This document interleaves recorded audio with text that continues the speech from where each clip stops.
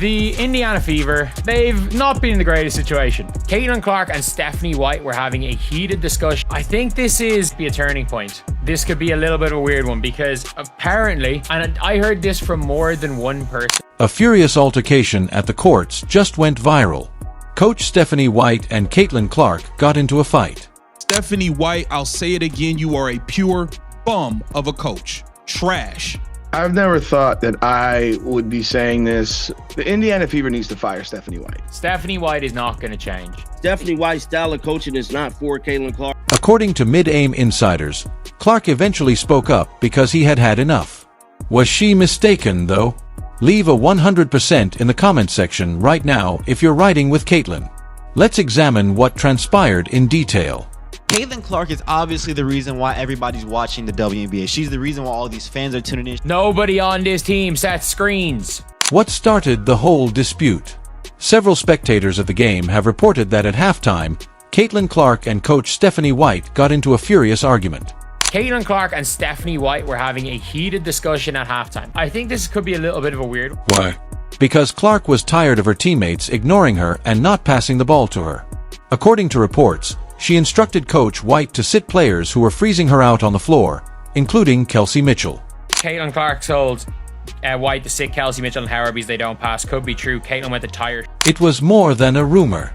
Clark's body language conveyed his dissatisfaction, defending oneself by retreating.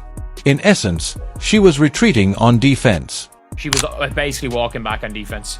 She essentially walked back on defense every time Tasha Howard had the ball. When other players had the ball, she tied her shoes in the middle of possession and didn't even bother to look them in the eye. At the end of the third quarter, Natasha Howard literally ignored Clark and squandered the ball. Natasha Howard looked off Caitlin Clark to end the third quarter. Natasha Howard looks off Caitlin Clark to run to nowhere, takes 1, 2, 3, 4, about 5 steps, does the cha-cha slide, and gets it to Caitlin Clark with 3 seconds to go. There was no longer any chemistry. The coaching staff allowed the genuine tension to occur. Clark's message was unambiguous. Take them out if they refuse to play team basketball. To be honest, she was right. Every single good thing that has happened to your organization is because of number 22. Let's be clear about this. The issue isn't Caitlin Clark. She is the answer. Caitlin Clark of the Indiana Fever is one of the world's most brilliant young basketball players. She has an incredible basketball IQ. She is 2 steps ahead of the game and doesn't just play it.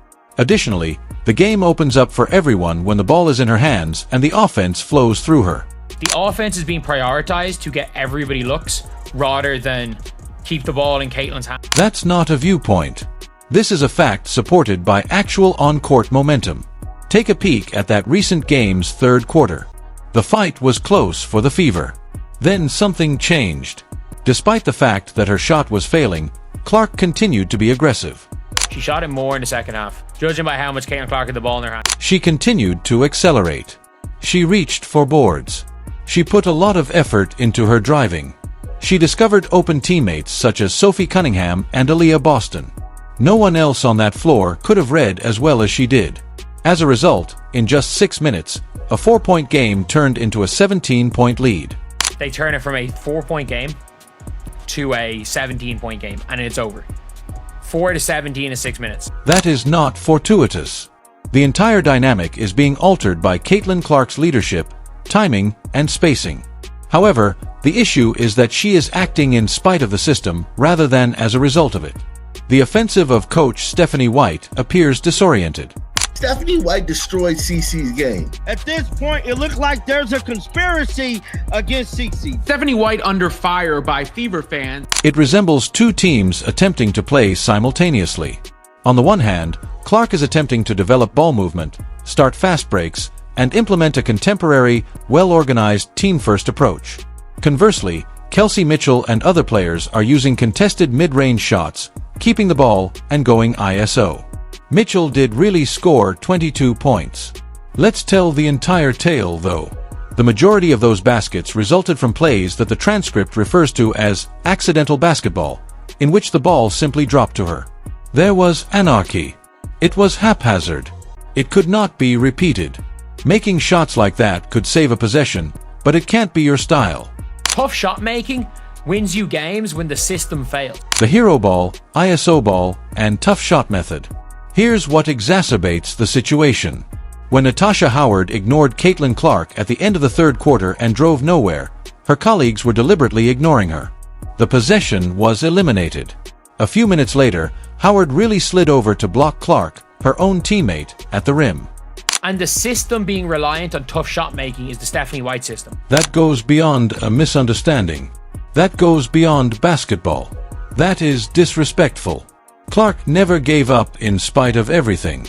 She continued to press the pace even after being blocked twice and when shots weren't falling. She continued to make the appropriate passes.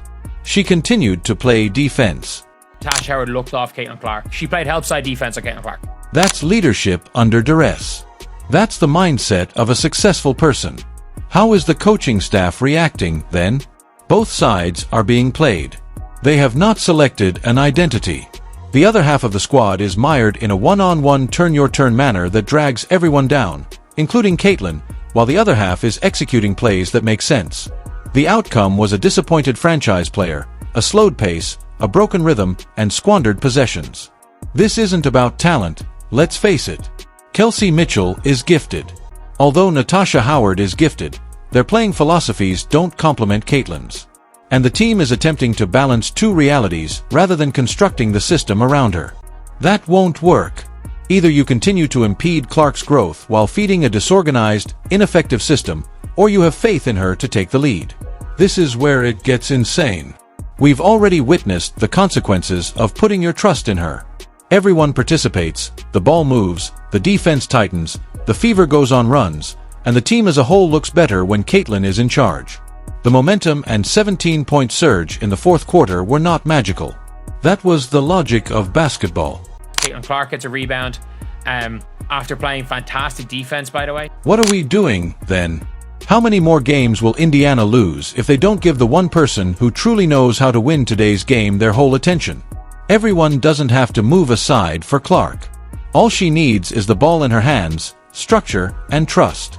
When she has it, she controls the games rather than merely switching them. The Indiana Fever only require one system, not two. The system of Caitlin Clark.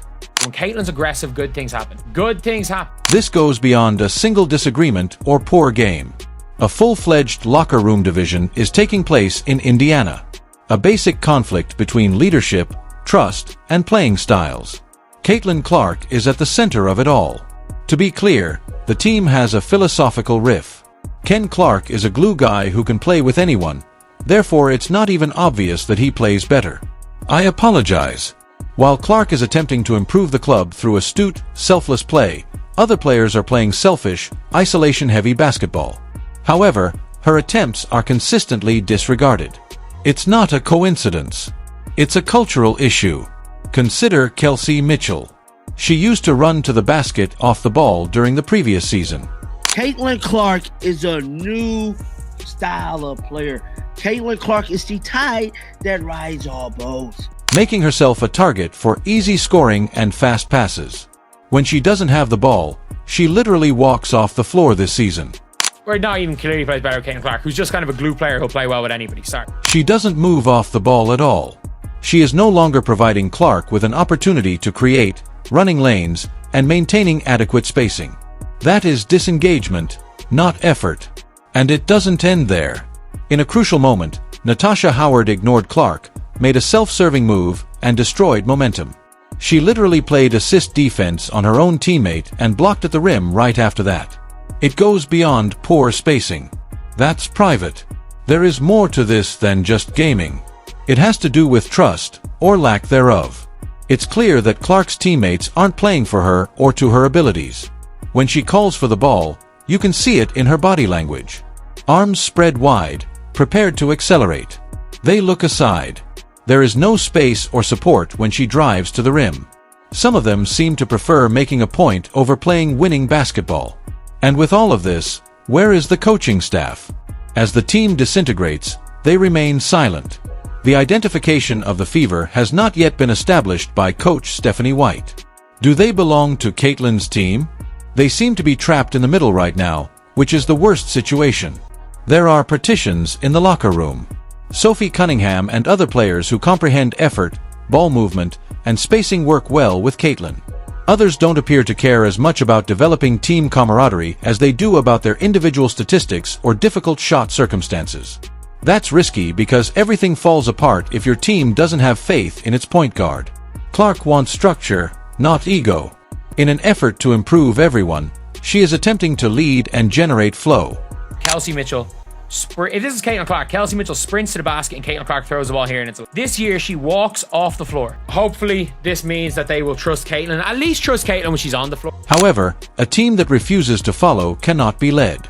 Additionally, the longer this gap persists, the greater the chance that Clark's talent will be wasted and the entire season will be ruined. This is a cultural problem rather than merely a coaching one. Additionally, Indiana will lose more games than they win if they don't make a quick adjustment. They may even lose their star as well as their identity. Clark has changed the game. She changed it in college and in the WNBA. The country has fallen in love with what we have created.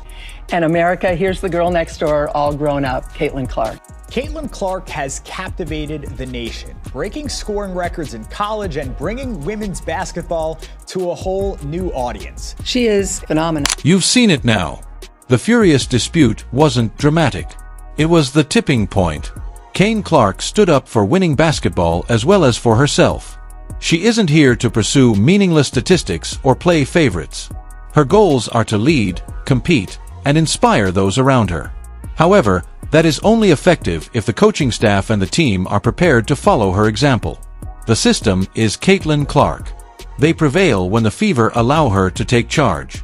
You have more people who are fans of Caitlin Clark and not fans of the Indiana Fever. And so, we arrive at the moment where everything slows down, where the noise fades, and only the truth of the situation remains. What we've witnessed around the Indiana Fever isn't just a highlight, isn't just a viral clip, and it's not just another heated sideline moment that gets passed around social media for a day and forgotten tomorrow. This is bigger than that. This is about pressure, expectations, identity, and the growing pains of a team trying to find itself in the middle of the spotlight. Because when you have a player like Caitlin Clark on your roster, everything changes. The pace changes. The attention changes. The expectations from fans, media, and even the locker room itself, all of it gets amplified. Every possession becomes a story. Every mistake becomes a headline. Every disagreement becomes a debate that spreads across the entire basketball world. But here's what people often forget in all of this noise. Basketball is not played in headlines. It's not built in comment sections. And it's definitely not as simple as one player good, system bad, or coach right, player wrong. The reality is always more complicated. Because what we're seeing is not just talent clashing with coaching. It's a team trying to balance personalities, playing styles, roles, and trust under the brightest spotlight imaginable. And in that kind of environment, tension doesn't always mean collapse. Sometimes, tension means transition. Now, Caitlin Clark, whether you love her game or criticize parts of it, has undeniably changed the energy of every court she steps on. Her vision, her passing range, her ability to stretch defenses, and her confidence to control tempo, those are rare qualities. Franchise-level qualities. And when she's in rhythm, when the offense flows through her decision-making, the entire floor opens up. Teammates get cleaner looks. Defenses hesitate. And suddenly, the game looks faster, sharper, more connected. That part, that's real. But at the same time, basketball at the professional level is not built on one system alone. It's not built on one identity that ignores everything else around it. Teams evolve through compromise, adjustment, and structure that works for more than just one style of play. And that's where the Real challenge begins. Because if one side wants constant flow, ball movement, and tempo, and another side leans into isolation scoring, tough shot creation, and individual rhythm, those worlds don't automatically blend overnight. They collide first. And what we often interpret as conflict is sometimes just that collision happening in real time. Coaches are trying to stabilize rotations, define roles, and build consistency over a long season. Players are fighting for rhythm, confidence, and opportunity. And in between all of that sits a fan base that wants results immediately, with no patience for growing pains. So the pressure multiplies, and every possession becomes heavier than it should be. But here's the truth that often gets lost in the noise. Great teams are not born from perfection. They are built through friction, through disagreement, through moments where communication breaks down before it eventually becomes stronger than before. If Indiana is in a difficult phase right now, it doesn't automatically mean it's broken. It may simply mean it's unfinished. And unfinished teams are the most dangerous kind in the long run because they still have time to evolve. The question is not whether frustration exists. Of course it does. That's competitive sports at the highest level. The real question is what happens next. Do the conversations turn into solutions? Do the adjustments turn into identity? Does the system adapt to the talent it has, while the talent also adapts to the system being built around it? Because that's where championships are formed, not in agreement, but in alignment. And alignment takes time. It takes trust. It takes uncomfortable conversations behind closed doors that fans may never see. So before rushing to conclusions, before labeling everything as dysfunction or failure, it's worth remembering that every great era of basketball we admire today once had moments just like this. Moments of uncertainty. Moments where roles were unclear. Moments where everything looked messy before it finally clicked. And when it does click, nobody remembers the confusion. They only remember the rise. So maybe this isn't the end of something. Maybe it's the beginning of something still being built. As for Caitlin Clark, her presence in the league is already undeniable. The attention she brings, the style she plays, and the expectations surrounding her are not going away. That much is certain. But how that energy is integrated into a team structure, how it's guided, supported, and developed over time, that's what will define the next chapter, not just for her, but for the entire franchise. And for the Indiana Fever, the path forward is not about choosing sides. It's about finding balance between control and freedom, between structure and creativity, between system and star. Because when those things finally align, that's when a team doesn't just improve. That's when a team transforms. So the real story isn't overreaction. It isn't blame. It isn't viral moments. The real story is still being written, one possession at a time. And as fans, all we can do is watch closely and see whether this becomes a chapter of division or the foundation of something much greater. Because in the end, basketball always tells the truth. And the truth always reveals itself on the court. Please share your thoughts in the comments section, subscribe, and enable all notifications so you don't miss anything. We'll see you in the next one after you click the video on the screen.